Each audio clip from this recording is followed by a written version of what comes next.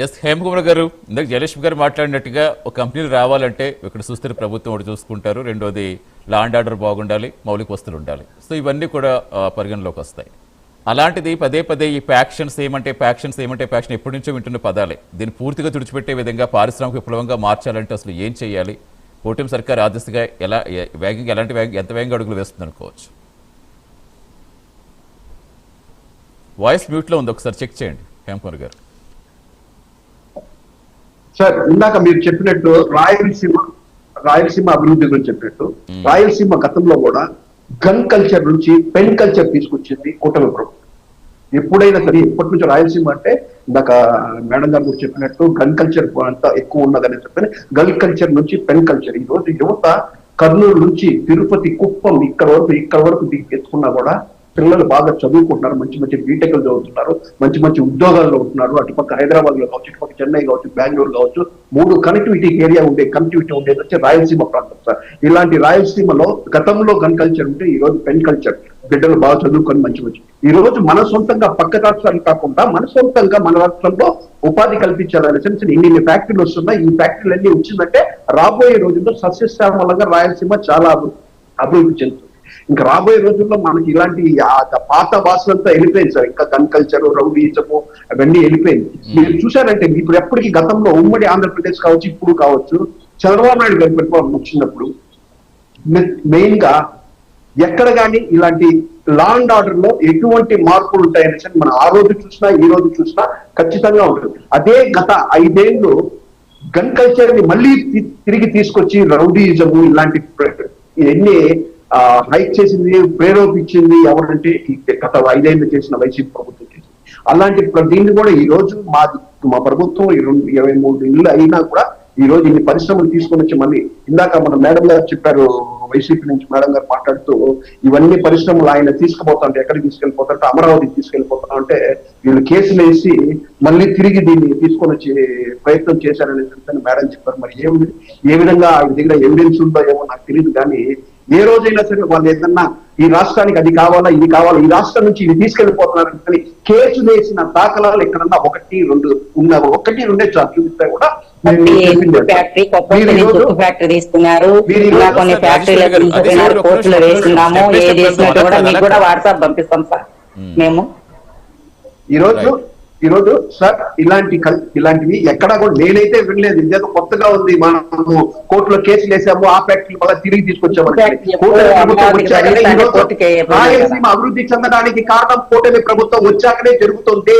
ఇన్ని ఫ్యాక్టరీలు ఈ రోజు రాయల్ ఎన్ఫీల్డ్ ఫ్యాక్టరీ వస్తుంటే ఇదే విధంగా మనం గొప్పగా చెప్పుకోవడానికి డిఫెన్స్ హబ్ మన రాయలసీమకు వస్తుందంటే ఎంత కేంద్ర ప్రభుత్వం నుంచి ఎన్ని మాట్లాడుకుని ఎన్ని తీసుకొని వచ్చారు. ఈ రోజు మన డిఫెన్స్ హబ్ రాయలసీమలో పెట్టుకున్నట్టే మనం సాధారణంగా మన పార్టీలకు ఖచ్చితంగా ఆహ్వానించాలా. ఇలాంటివి చేసిన దానికి మనం ఖచ్చితంగా మనం ఆస్వాదించాలా. అదే విధంగా సార్ ఈ రోజు Kurnool to Chennai 6 line road sanction అయింది. కేంద్ర ప్రభుత్వంతో మాట్లాడుకునేస్తే మనకు చాలా కనెక్టివిటీ ఉంది సార్. మధ్యలో కొన్ని ప్లేసుల్లో రోడ్లు చాలా ఇబ్బందులు ఉన్నాయి, వైడింగ్ లేదు, చాలా వరకు ఇబ్బందులు పడుతున్నాయి, కొన్ని యాక్సిడెంట్ జరుగుతున్నాయి. ఈ రోజు కేంద్ర ప్రభుత్వంతో మాట్లాడుకునేసి 6 line road Kurnool to Chennai వరకు 6 లైన్. ఎందుకంటే కర్నూలు నుంచి మనకు ఈ ఇండస్ట్రియల్ వెహికల్స్ అంతా కూడా హెవీ వెహికల్స్ అంతా కూడా పోయేది ఇదే రోడ్ లో పోతారు. చెన్నై కానీ శ్రీశూర్ పోవాలన్నా ఇక్కడ కృష్ణపట్నంకి ఇలాంటి కనెక్టివిటీస్ కూడా ఈ 6 లైన్స్ లో తీసుకొని వచ్చి డెవలప్ చేస్తున్నాం. మీరు ఊరికనే మేమేదో చేసేసాం అన్న మాత్రం ఖచ్చితంగా తప్పు. మామిడికాయ ఈ రోజు కోడూరు ఇలాంటి చుట్టుపక్కల ప్రాంతాల్లో వచ్చి మామిడికాయలు మనం ట్రాన్స్పోర్ట్ చేయాలంటే ఎక్కడ చూసా మొన్న కూడా ఒక లారీ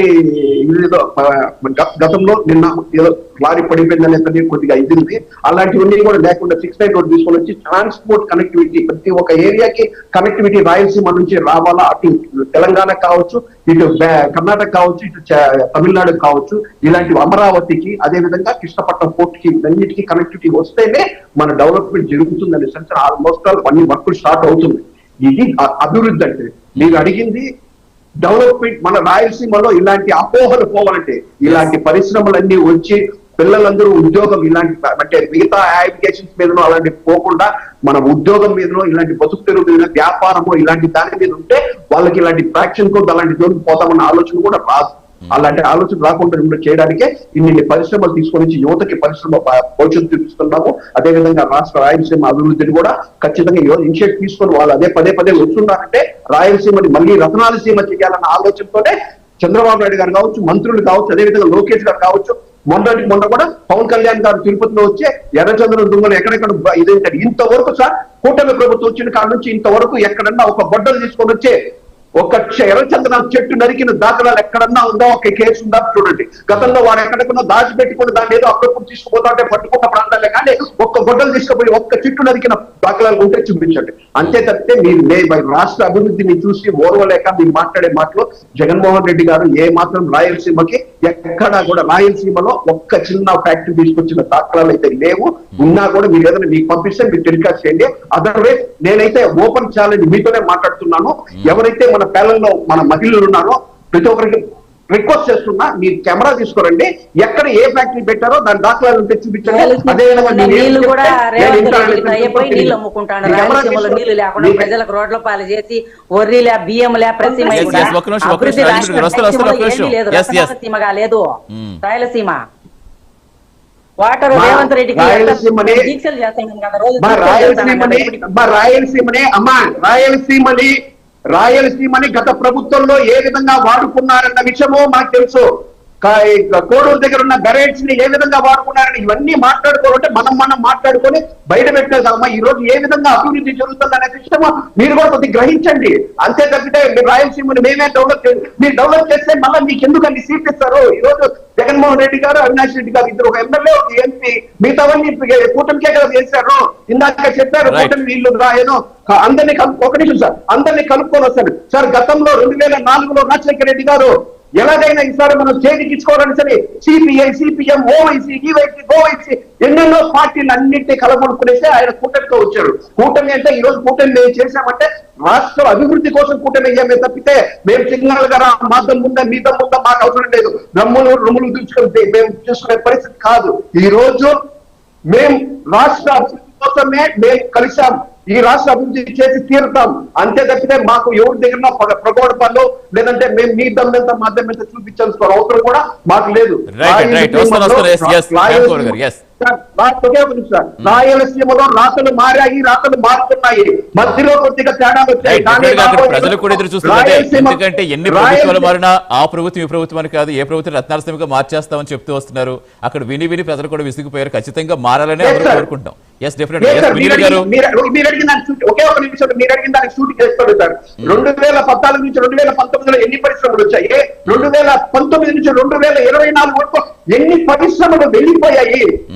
మీకు కావాలంటే ఎన్ని ఇందాక చెప్పిన లిస్ట్ ఇచ్చాను నేను, ఎన్ని వెళ్ళిపోయినాయి, ఎన్ని వచ్చాయని సరే. మళ్ళీ ఈ రోజు ఇన్ని పరిశ్రమలు వస్తున్నాయంటే మనం డిఫరెన్స్ అప్ అనేది, సోలార్ ప్లాంట్స్ అనేది చాలా ఇనిషియేట్ తీసుకొని గర్వంగా చెప్పుకోవాలనుకుంటుంది ప్రభుత్వం.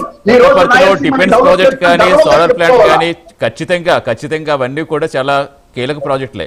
ఎస్ వినీల్ గారు, ఇప్పుడు 9 హార్టికల్చర్ హబ్ ద్వారా